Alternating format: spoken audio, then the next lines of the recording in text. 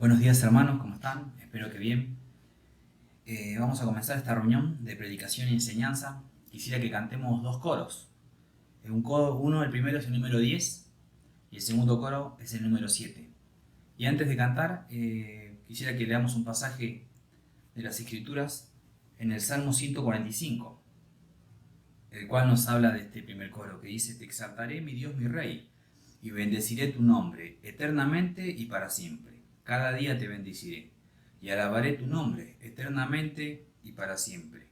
Grande es Jehová y digno de suprema alabanza, y su grandeza es inescrutable. Generación a generación celebrará tus obras y anunciará tus poderosos hechos. Él es la hermosura de la gloria de tu magnificencia, y tus hechos maravillosos meditaré. Del poder de tus hechos estupendos hablarán los hombres, y yo publicaré tu grandeza. Proclamarán la memoria de tu inmensa bondad, y cantarán tu justicia. Clemente y misericordioso Jehová, lento para la ira y grande en misericordia. Bueno es Jehová para con todos, y su misericordia sobre todas sus obras. Te alaben, oh Jehová, todas tus obras, y tus santos te bendigan. La gloria de tu reino digan, y hablen de tu poder, para hacer saber a los hijos de los hombres sus poderosos hechos, y la gloria de la magnificencia de su reino. Tu reino es reino de todos los siglos, y su señorío en todas las generaciones. Sostiene Jehová a todos los que caen, y levanta a todos los oprimidos. Los ojos de todos esperan en ti, y tú le das su comida a su tiempo. Abres tu mano, y colmas de bendición a todo ser viviente. Justo es Jehová en todos sus caminos, y misericordioso en todas sus obras. Cercano es Jehová a todos los que le invocan, y a todos los que le invocan de veras. Cumplirá el deseo de los que le temen, y oirá a sí mismo el clamor de ellos, y los salvará. Jehová guarda a todos los que le aman, mas destruirá a todos los impíos. La alabanza de Jehová proclamará mi boca, y todos bendigan su santo nombre eternamente y para siempre. Y el otro coro, que es el coro número 7, que dice: Tu nombre levantaré, que nos habla de la humillación y la exaltación, de la humillación, de la muerte de nuestro Señor Jesucristo en la cruz y de la exaltación. Y la parte del coro, del estribillo de este coro, que dice: Dejaste el trono para mostrarnos la luz. De tu trono a la cruz y mi deuda pagar, de la cruz a morir, de la muerte a tu trono, tu nombre levantaré. Cantamos estos dos coros.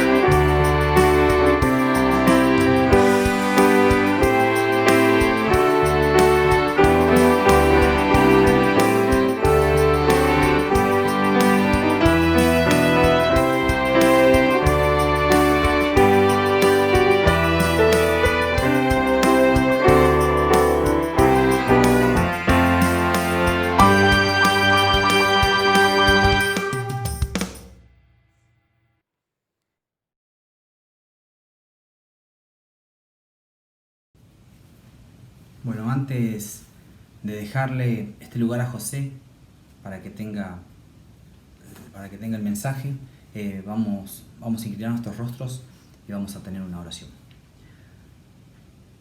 Gracias, Señor amado, que estás en los cielos. Nos acercamos a tu presencia, Señor, agradecidos por este día, Señor, agradecidos porque nos dejas cantarte, nos dejas, Señor, alabarte, Señor, porque te agradecemos porque podemos tener esta reunión a través de este medio, Señor, y te pedimos por tu palabra, Señor.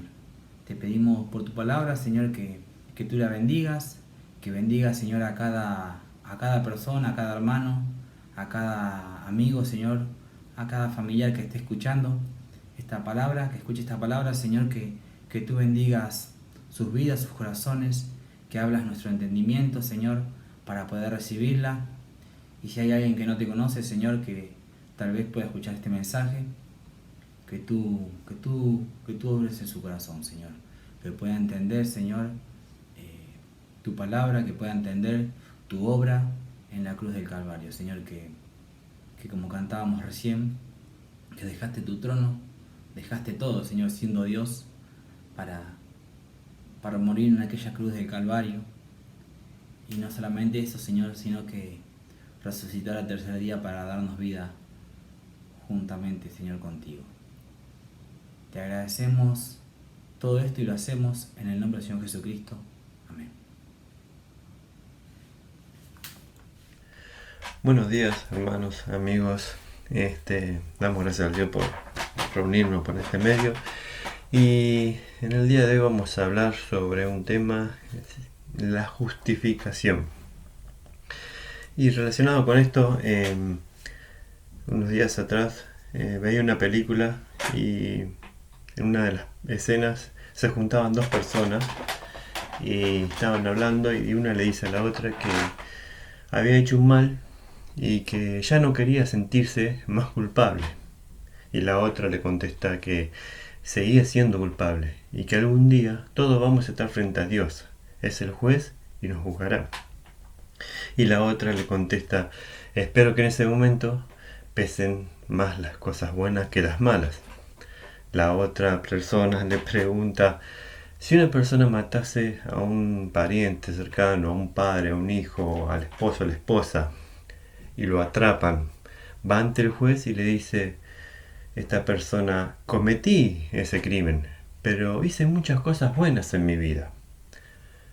Si el juez lo deja libre, ¿qué diría? ¿Es un buen juez o mal juez? Y la otra persona le dice, no, es un mal juez. La Biblia dice que Dios es un buen juez, juzgará a todos, no por las buenas obras que hemos hecho, sino que por las malas. Y como Dios nos ama, y todos somos pecadores, y no nos podemos salvar por nuestros méritos, tuvo que enviar al Señor Jesús a morir en la cruz, y por medio de Él justificarnos y liberarnos de la condenación eterna. Vamos a leer un versículo en el libro de Romanos, capítulo 4, verso 25. En la Nueva Traducción Viviente dice, Él fue entregado a la muerte por causa de nuestros pecados y resucitado para hacernos justos a los ojos de Dios. El Señor Jesús fue entregado por nuestras transgresiones, por nuestros pecados, y resucitó para nuestra justificación, para hacernos justos a los ojos de Dios. Nuestra justificación procede de poner nuestra fe en la obra de Jesucristo. Su sacrificio cubre nuestro pecado, permite que a través de él Dios nos vea perfectos y sin culpa. Esto satisface todas las demandas de perfección de Dios, así que de esta manera Él nos declara justo y Él nos justifica. Leamos en el libro de Romanos, capítulo 5, versos del 8 al 11 de la Nueva Traducción Viviente. Dice, pero Dios mostró el gran amor que nos tiene al enviar a Cristo a morir por nosotros cuando todavía éramos pecadores. Entonces, como se nos declaró justos a los ojos de Dios por la sangre de Cristo, con toda seguridad Él nos salvará de la condenación de Dios. Pues, como nuestra amistad con Dios quedó restablecida por la muerte de su Hijo, cuando todavía éramos sus enemigos, con toda seguridad seremos salvos por la vida de su Hijo. Así que ahora podemos alegrarnos por nuestra nueva y maravillosa relación con Dios, gracias a que nuestro Señor Jesucristo nos hizo amigos de Dios. Entonces Dios nos declara justo mediante la muerte y resurrección de Jesucristo. La justificación es eso, es nuestra perfecta posición ante Dios en la justicia de Cristo. Ahora vamos a ver cómo Pablo, en esta porción de Romanos, en el capítulo 4, usa de ejemplo a Abraham para ilustrar tres aspectos de la justificación. Primero, dice que la justificación es por fe y no por obra. Leamos Romanos capítulo 4, versos del 1 al 5. ¿Qué pues diremos que halló Abraham, nuestro padre según la carne? Porque si Abraham fue justificado por las obras, tiene de qué gloriarse, pero no para con Dios. Porque, ¿qué dice la Escritura? Creyó Abraham a Dios y le fue contado por justicia. Pero al que obra no se le cuenta el salario como herencia, sino como deuda. Mas al que no obra, sino que cree en aquel que justifica al impío, su fe le es contada por justicia. Pablo pone como ejemplo a Abraham y le pregunta a los judíos, ¿cómo fue Abraham justificado? ¿Por sus obras? No, porque entonces pudiese haberse gloriado de sus éxitos. ¿Qué dice la Escritura? Abraham le creyó a Dios y la justicia vino por la fe en la palabra de Dios. Entonces afirma que Dios no justifica al pecador por sus obras. Entonces podemos decir, ¿para qué sirven las obras? Son justamente para demostrar nuestra fe y fidelidad en Dios. Vamos a leer en el libro de Santiago, capítulo 2, versos del 14 al 25 en la Nueva Traducción Viviente. Dice: Amados hermanos, ¿de qué le sirve a uno decir que tiene fe si no lo demuestra con sus acciones? Pues ¿puede esa clase de fe salvar a alguien? Supongamos que ven a un hermano o una hermana que no tiene que comer ni con qué vestirse. Y uno de ustedes le dice: adiós, que tengas un buen día, abrígate mucho y aliméntate bien. Pero no le da ni alimento ni ropa. ¿Para qué le sirve? ¿Cómo pueden ver, la fe por sí sola no es suficiente, a menos que produzca buenas acciones? Está muerta y es inútil. Ahora bien, alguien podría argumentar, algunas personas tienen fe, pero otras buenas acciones. Pero yo les digo, ¿cómo mostrarás tu fe si no haces buenas acciones? Yo le mostraré mi fe con mis buenas acciones. Tú dices tener fe porque crees que hay un solo Dios. Bien hecho. Aún los demonios lo creen y tiemblan aterrorizados. ¡Qué tontería! ¿Acaso no te das cuenta de que la fe sin buenas acciones es inútil? ¿No recuerdas que nuestro antepasado Abraham fue declarado justo ante Dios por sus acciones cuando ofreció a su hijo Isaac sobre el altar? Ya ves, su fe y sus acciones actuaron en conjuntos. Sus acciones hicieron que su fe fuera completa y se cumplió lo que dicen las Escrituras. Abraham le creyó a Dios y lo consideró justo debido a su fe. Incluso lo llamaron amigo de Dios. ¿Qué es lo que lo hizo justo a Abraham ante Dios? Su fe. Abraham le creyó a Dios ¿y qué es lo que creyó a Dios Abraham? ¿O cuál fue la promesa de Dios? Veamos en el libro de Génesis capítulo 15, versos del 1 al 6. Después de estas cosas, vino la palabra de Jehová a Abraham en visión diciendo: no temas, Abraham, yo soy tu escudo y tu galardón será sobremanera grande. Y respondió Abraham: Señor Jehová, ¿qué me darás siendo así, quedando sin hijo y el mayordomo de mi casa es el Damaseno Eliezer? Dijo también Abraham: mira que no me has dado prole, y aquí que será mi heredero un esclavo nacido en mi casa. Luego vino a él palabra de Jehová diciendo, no te heredará este, sino un hijo tuyo será el heredero, el que te heredará. Y lo llevó afuera y le dijo, mira ahora los cielos y cuenta las estrellas, y si las puedes contar. Y dijo, así será tu descendencia. Y creyó Jehová y le fue contado por justicia. Y creyó Jehová y le fue contado por justicia. Esa fue la fe de Abraham. Pero ¿cómo demostró su fe en Dios? Ofreciendo a Isaac en sacrificio. Vamos a leer en el libro de Génesis, el capítulo 22, versos del 16 al 18. Dice, y dijo, por mí mismo he jurado, dice Jehová, que por cuanto has hecho esto y no me has rehusado a tu hijo, a tu único hijo, de cierto te bendeciré y multiplicaré tu descendencia como las estrellas del cielo y como la arena que está a la orilla del mar, y tu descendencia poseerá las puertas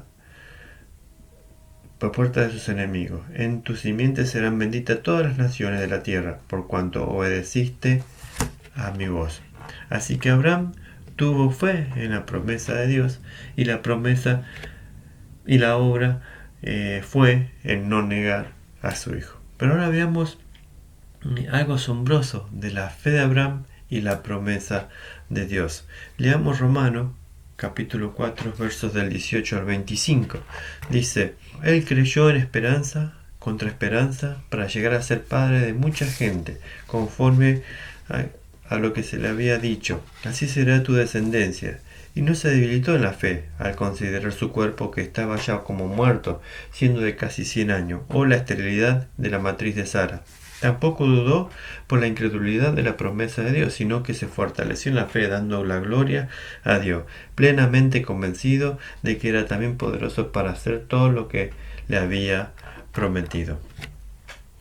Veamos 4 actitudes que tuvo Abraham de su fe. Verso 18 dice que él creyó. Él creyó en la promesa de Dios que había sido padre de multitudes, que iba a ser padre de multitudes de naciones. Verso 19. No se debilitó, se mantuvo fuerte en su fe, a pesar de que era una persona mayor y que su esposa Sara era estéril. No dudó, verso 20, de la promesa de Dios, sino que le dio gloria a Dios.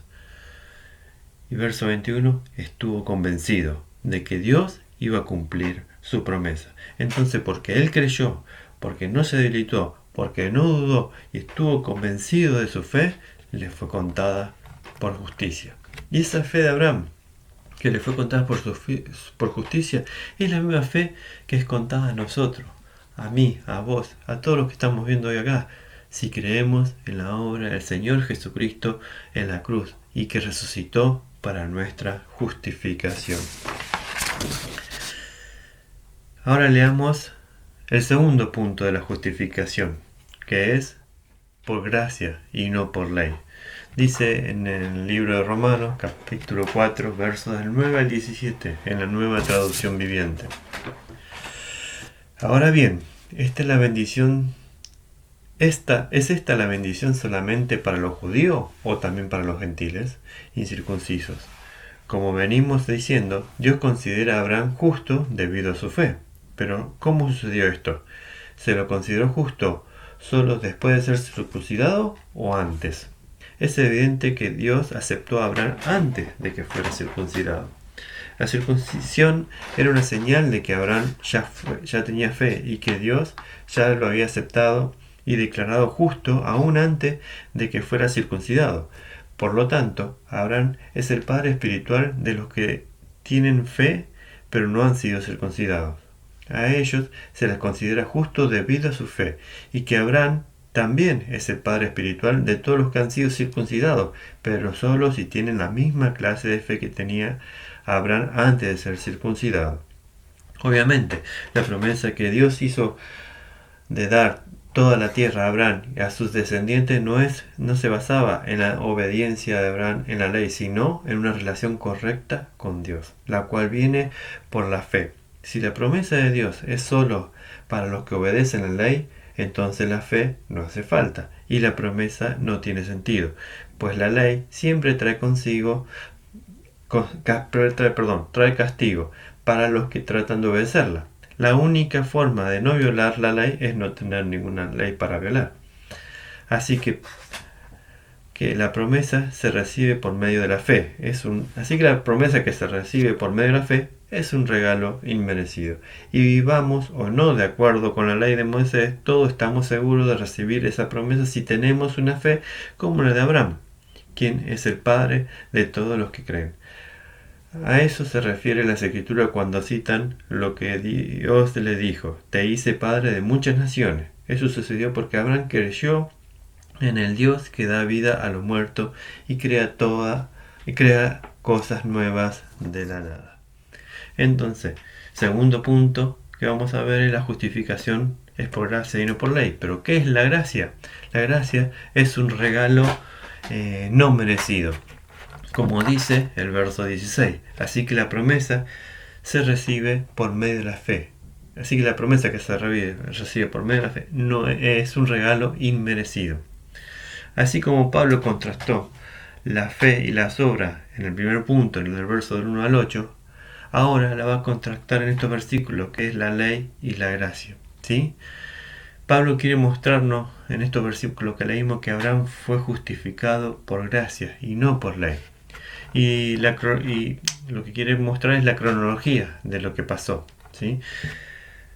Si leemos en Génesis capítulo 15, versos del 4 al 6, dice: luego vino a él palabra de Jehová diciendo: no te heredará sino un hijo tuyo será el que te heredará. Y lo llevó afuera y le dijo: mira ahora los cielos y cuenta las estrellas, si las puede contar. Y le dijo: así será tu descendencia. Y creyó a Jehová y le fue contada por justicia. Ahora vamos en Génesis, pero en el capítulo 17, verso del 1 al 10.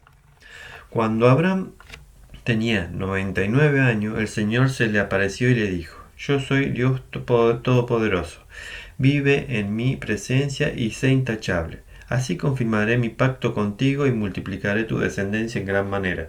Al oír que Dios le hablaba, Abraham cayó en rostro en tierra y Dios continuó: este es el pacto que estableceré contigo. Tú serás el padre de una multitud de naciones. Ya no te llamarás Abraham, sino que ahora en adelante tu nombre será Abraham, porque te he confirmado como padre de una multitud de naciones. Te haré tan fecundo que de ti saldrán reyes y naciones. Y estableceré mi pacto contigo, con tu descendencia, como pacto perpetuo, porque por todas las generaciones. Yo seré tu Dios y el Dios de tus descendientes. A ti y a tus descendencias les daré en posesión perpetua toda la tierra de Canaán, donde ahora andan peregrinando, y yo seré su Dios. Dios también le dijo a Abraham: cumple con mi pacto tú y toda tu descendencia por todas las generaciones, y este es el pacto que estableceré contigo, con tu descendencia, y que todos deberán cumplir. Todos los varones entre ustedes deberán ser circuncidados. Abraham tenía aproximadamente 86 años de edad cuando Dios lo declaró justo por fe en el capítulo 15 que leímos, verso 6. Y acá dice que tenía 99 años cuando lo circuncidó en el capítulo 17. Así que pasaron más o menos unos 14 años. Así que la circuncisión no fue lo que justificó a Abraham, ¿sí? Sino que fue una señal de que había sido justificado por la fe. La circuncisión fue un sello, una confirmación de la justicia, de la justificación de Abraham. Pablo quiere dejar bien asentado que el camino a Dios no consiste en pertenecer a una nación ni llevar en el cuerpo una señal, sino que la fe en creer la palabra de Dios, que no depende de méritos del hombre, sino que solamente de la gracia de Dios. Pero ¿por qué la justificación es por gracia y no por ley? Y porque la ley produce ira. porque deja al descubierto el pecado del hombre. Leamos en Romanos capítulo 7, versos del 7 al 11 en la Nueva Traducción Viviente. Dice: ahora bien, ¿acaso sugiero que la ley de Dios es pecaminosa? De ninguna manera.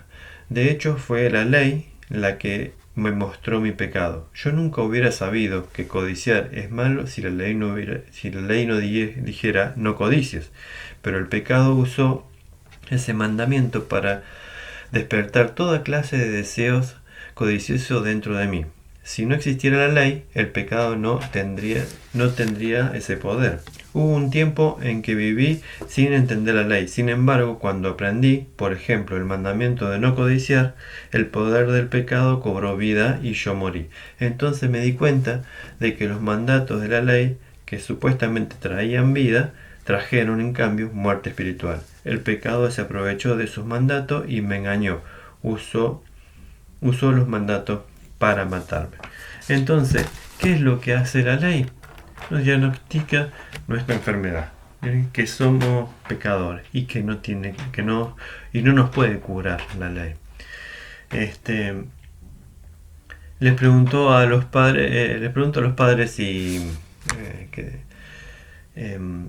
alguna vez le dijeron a sus hijos que no tenían que hacer tal cosas. Por ejemplo, a un nene que no toque un enchufe, ¿no? El nene, ¿qué hizo? Fue y tocó el enchufe. ¿Pero por qué lo hace? Es porque es nuestra naturaleza. Siempre quiere ir y hacer lo que se le prohíbe. Vamos a Eva, en el jardín del Edén. ¿Qué le dijo Dios? No tomes de ese fruto. ¿Y qué fue que hizo? Ella fue y lo tomó. Lo que produce la ley en nosotros es la transgresión, es quebrantar las leyes. Y si pensamos en ley y en la transgresión, esto nos lleva a la ira y a la condenación de Dios. Por eso la justificación solo es posible a través de la fe.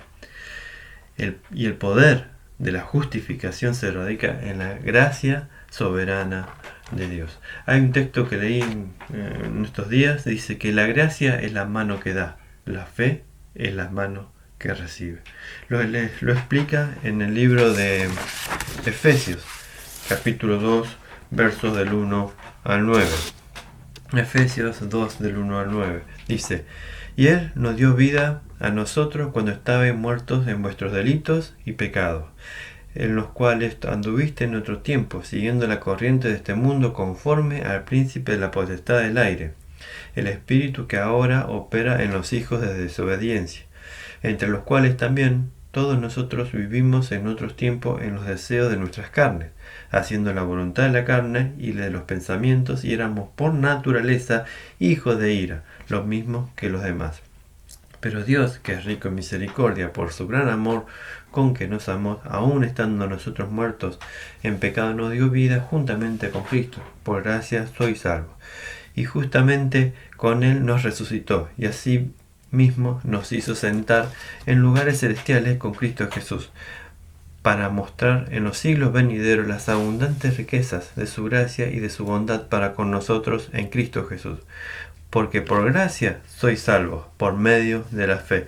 Y esto no es de vosotros, pues es don de Dios, no por obra, para que nadie se gloríe. Sigamos con el capítulo 4 de Romanos.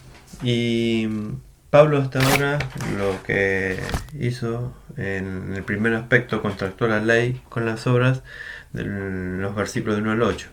En los versículos 9 al 17 contrastó la ley y la gracia. Y ahora los versículos que vamos a leer, que son del 21 al 25, para contrastar la vida y la muerte. Dice que la justificación es poder de la resurrección. Leamos Romanos 4 del 21 al 25 en la Nueva Traducción Viviente. Dice: Abraham estaba plenamente convencido de que Dios es poderoso para cumplir todo lo que promete, y debido a su fe, Dios lo consideró justo. Y el hecho de que Dios lo considerara justo no fue solo para beneficio de Abraham, sino que quedó escrito también para nuestro beneficio, porque nos asegura que Dios nos considera justo a nosotros también si creemos en Él, quien levantó de los muertos a Jesús nuestro Señor. Él fue entregado a la muerte por causa de nuestros pecados y resucitado para hacernos justos a los ojos de Dios. En estos versículos vemos la justificación no fue solo para Abraham, sino que también para todos nosotros. Somos salvos de la misma manera que lo fue Abraham, por la fe. Cuando un pecador cree en la promesa de Dios, en la palabra, el mismo poder de resurrección entra en la vida y llega a ser un hijo de Dios, así como lo fue Abraham. Debemos confesar que estábamos muertos y creer en Cristo, y eso nos salvará. El versículo 25 explica la base de la justificación, la muerte y la resurrección de Cristo. Dice que Él fue entregado a la muerte por causa de nuestros pecados y resucitado para hacernos justos a los ojos de Dios. Este versículo dice que Jesús, nuestro Señor, fue entregado por nuestras transgresiones, por nuestros pecados, ¿sí? Y resucitó para nuestra justificación. Este hecho de que murió prueba que fuimos pecadores. Y el hecho de que Dios nos levantó de los muertos prueba de que hemos sido justificados por su sangre.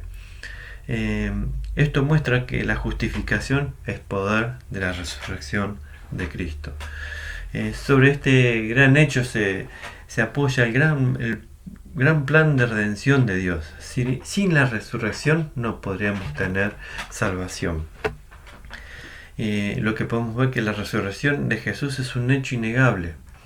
Esto es lo que la resurrección significa para nosotros. Que la resurrección demuestra que Cristo era un Dios encarnado. La resurrección muestra que Dios había aceptado el sacrificio de Cristo en la cruz, el cual era necesario para nuestra salvación. Dice el versículo 25 que leímos: fue entregado por nuestra transgresión y resucitado para nuestra justificación. Tercero es que la resurrección demuestra que Dios nos reconcilia y nos perdona y nos da paz para siempre. Leemos en el capítulo 5, verso 18 de Romanos, dice: así que, como por la transgresión de uno vino la condenación a todos los hombres, de la misma manera por la justicia de uno vino a todos los hombres la justificación de vida. Y cuarto, la resurrección nos asegura que estaremos con Dios en los cielos durante toda la eternidad. Así que acá vimos tres aspectos de la justificación. Vimos que es por fe, vimos que es por gracia y vimos que es por poder de la resurrección. Ahora veamos cuáles son los beneficios de la justificación en el creyente. Vamos a leer en el libro de Romanos capítulo 5 versos del 1 al 6 en la Nueva Traducción Viviente. Dice: por lo tanto, ya que fuimos declarados justos a los ojos de Dios por medio de la fe, tenemos paz con Dios gracias a lo que Jesucristo nuestro Señor hizo por nosotros. Debido a nuestra fe, Cristo nos hizo entrar en este lugar de privilegio inmerecido en el cual ahora permanecemos y esperamos con confianza y alegría participar de la gloria de Dios. También nos alegramos al enfrentar pruebas y dificultades porque sabemos que nos ayudan a desarrollar resistencia, y la resistencia a desarrollar firmeza de carácter, y el carácter fortalecer nuestra esperanza segura de salvación. Y esa esperanza no acabará en desilusión, pues sabemos con cuánta ternura nos ama Dios, porque nos ha dado Espíritu Santo para llenar nuestro corazón con su amor.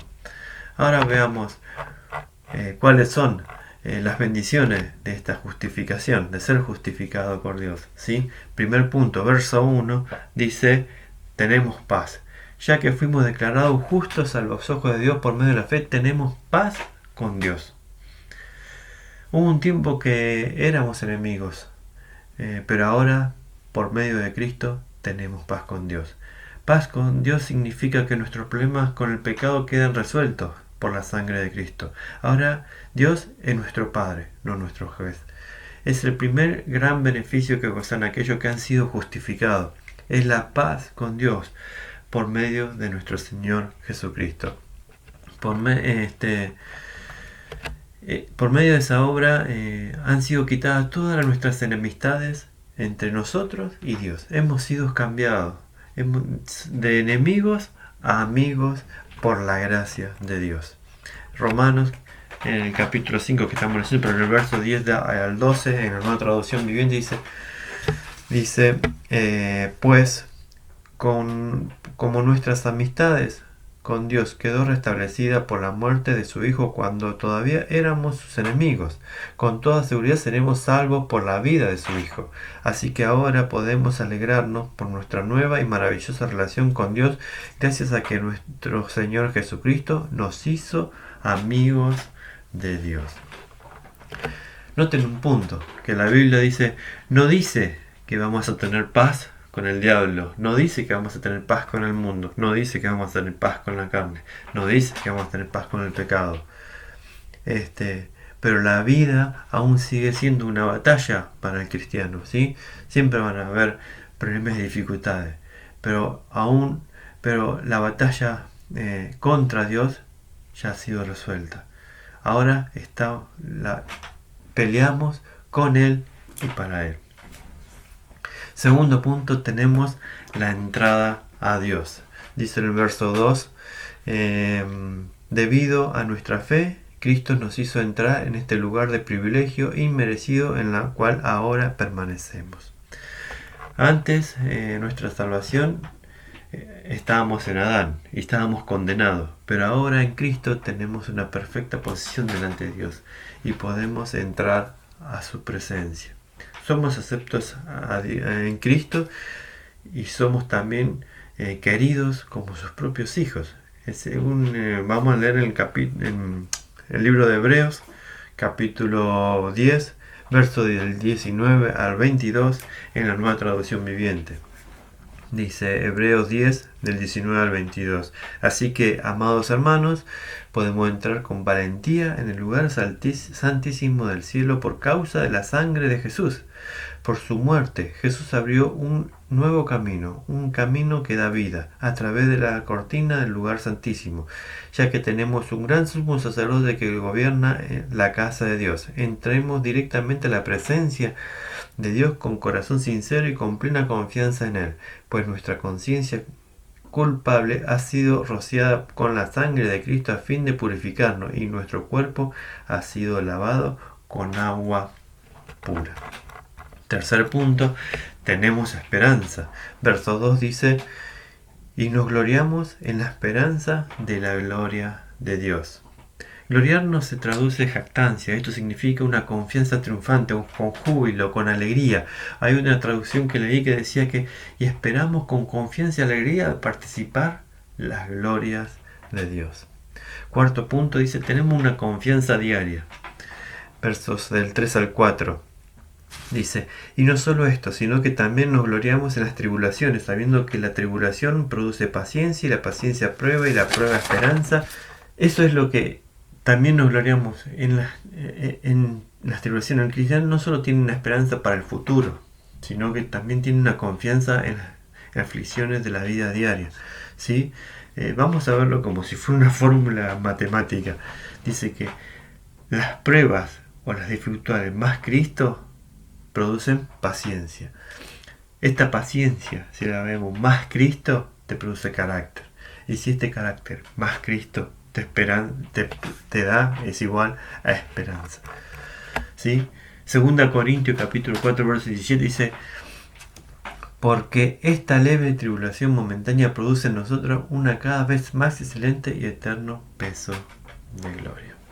Así que lo que vimos hasta ahora, las bendiciones de ser justificados son, tenemos paz con Dios, tenemos entrada a Dios, tenemos esperanza y tenemos confianza.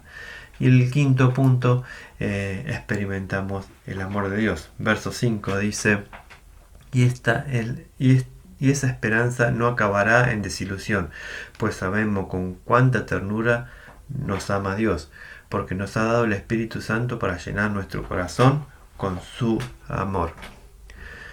Dios reveló su amor en la cruz cuando Cristo murió por nosotros, cuando éramos indignos, éramos pecadores, éramos enemigos de Dios. Así probó su amor. Y si Dios hizo todo esto mientras todavía éramos sus enemigos, ¿cuánto más ahora hará ahora que somos sus hijos? Y por último, para terminar el capítulo 5 de Romanos, Pablo nos presenta varios contrastes entre la salvación y el pecado. Se los voy leyendo con una nueva traducción viviente. Vamos a leer el capítulo 5, versos 16. Dice: pues el pecado de Adán llevó a la condenación, pero el regalo de Dios nos lleva a ser declarados justos a los ojos de Dios. Vemos acá la ofensa versus el regalo gratuito que Dios nos dio. La ofensa que nos trajo Adán, que fue la condenación y la muerte, mientras que el regalo y la gracia de Dios fue traernos justificación y vida. Verso 17 dice: pues el pecado de un solo hombre, Adán, hizo que la muerte reinara sobre muchos, pero aún más grande es la gracia maravillosa de Dios y el regalo de su justicia, porque todo lo que lo reciben vivirán en victoria sobre el pecado y muerte por medio de un solo hombre, Jesucristo. Acá vemos muerte versus la vida. La muerte reinó debido a Adán, pero ahora los creyentes reinan en vida eterna por medio de Cristo. Verso 18. Así es, un solo pecado de Adán trae condenación para todos, pero un solo acto de justicia de Cristo trae una relación correcta con Dios y vida nueva para todos. Vemos acá la condenación y la justificación. El pecado de Adán condenó a la raza humana. La muerte de Cristo trae una entrada a la presencia de Dios. Verso 19 dice: por uno solo que desobedeció a Dios, muchos pasaron a ser pecadores, pero por un solo que obedeció a Dios, muchos serán declarados justos. Acá vemos la desobediencia y la obediencia. Adán desobedeció a Dios y nos hizo a todos pecadores. Cristo obedeció a Dios y por medio de la fe en Él somos hechos justos. Verso 20 dice: la ley de Dios fue entregada para que toda la gente diera cuenta de la magnitud de su pecado, pero mientras más pecaba la gente, más abundaba la gracia maravillosa de Dios. Vemos la ley versus la gracia. Dios no dio la ley para salvar a la humanidad, sino para revelar que hay un pecado, que había pecado. Pero cuando Cristo murió, la gracia satisfizo esas exigencias de la ley y nos dio la salvación del pecado. Y termina con el verso 21, dice: entonces así como el pecado reinó sobre todo y los llevó a la muerte, ahora reina en cambio la gracia maravillosa de Dios, la cual nos pone en relación correcta con Él y nos da como resultado la vida eterna por medio de Jesucristo, nuestro Señor. Así que el pecado es igual a la muerte y la gracia de Dios es justicia para la vida eterna mediante Jesucristo. Ahora les dejo una pregunta importante: ¿estás en Adán o estás en Cristo? Si estás en Adán, el pecado y la muerte reinan en tu vida y estás bajo condenación. Pero si estás en Cristo, la gracia reina en tu vida y tenés la victoria sobre el pecado y la vida con Cristo. Que Dios los bendiga. Bueno, como nos decía José, nos hacía la pregunta, ¿no? Si estás en Adán o estás en Cristo. Y hoy tal vez, amigo que estás mirando la reunión, tal vez estés en Adán y estás en condenación. Pero hoy Dios te invita a que pidas perdón por tus pecados y aceptes a Cristo como Salvador. Allí donde estás, con tus propias palabras, lo puedes hacer. Y dice que Dios te da vida eterna. Dice que agarras tus pecados y los echa al fondo de la mar. Y para terminar esta reunión, le voy a pedir a Pablo que nos guíe al Señor en oración y terminemos cantando un coro, que es el coro en aquella cruz. Que en el puente de este coro dice: Él pagó por mí, su perdón me dio, por la sangre que derramó en la cruz. El pecado ya no me puede atar, libre soy en Él, libre en verdad. En aquella cruz me salvaste, derramaste allí tu amor. Mi alma cantará, aleluya, Gloria y honra a ti, Señor. Oramos. Padre nuestro que estás en los cielos, Señor, te agradecemos porque hemos podido compartir tu palabra una vez más, porque hemos podido cantar canciones, Señor. Te agradecemos porque hemos podido escucharla y esperamos, Señor, que esto hable a nuestros corazones. Si tú lo permites, Señor, esta noche nos encontraremos para celebrar la Cena del Señor a las 20 horas. Dejamos todo en tus manos, en el nombre del Señor Jesús. Amén.